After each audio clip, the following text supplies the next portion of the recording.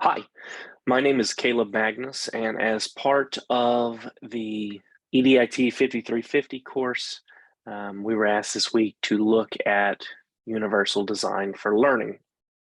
And so that being said, I've put together just a quick PowerPoint that I'll walk through of a lesson that I observed that we were checking for universal design. So let's jump into it. The course that I observed was called Managing People and Organizations. It is a graduate course in the engineering management program at the University of Texas at Austin. It's an online course with 1 3-hour in-person, or if you can't be there in person, they also do it via Zoom, lecture per month. The lesson that I watched was called Influencing Others. That was the subject of it. It was a continuation of the previous month's lesson.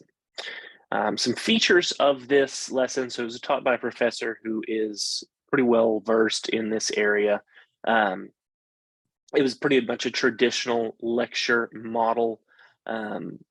It had the lecture slides made by the professor. They did talk about some readings from the previous week, but I didn't have access to get the information of like publisher information, anything like that. But it was all designed around influence and talking about others and speaking with others. There's lecture slides. There was illustrative images and videos that the professor showed throughout the lecture. There was discussion of prior reading, like I mentioned, and then there was a group discussion of topics in the course. So how does UDL fit into this? So there's 3 principles of universal design for learning that we learned about this week: representation, action and expression, and engagement.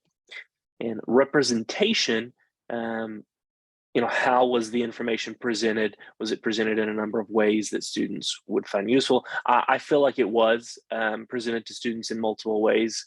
They had the lecture slides on the board. The professor had provided the lecture slides beforehand, so if you wanted to print them out, you had options to do that.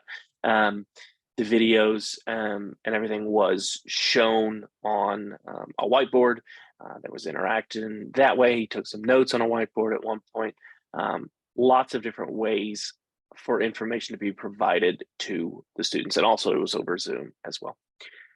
Action and expression. This is where the course as a whole, I think, does a fairly good job of this. The grading kind of scheme for the course, there's a few multiple choice quizzes that the students take. There are team assignments, so there's different ways for them to interact with their peers throughout the course. In-class participation is very key to this course. It's a graded material. And then they also have to do a written thought piece about their reading. So there's lots of different ways for students to be able to express themselves and interact with the course. So I like that. Engagement, I felt like was probably the weakest of the 3 universal design, principles here. This was a pretty traditional lecture model. He would speak for a while, would ask questions to the class, and sometimes we'd talk back and forth. But they were engaging questions. So I will say that they did foster thoughts amongst the students more so than just kind of rote memorization. So I thought that was very useful.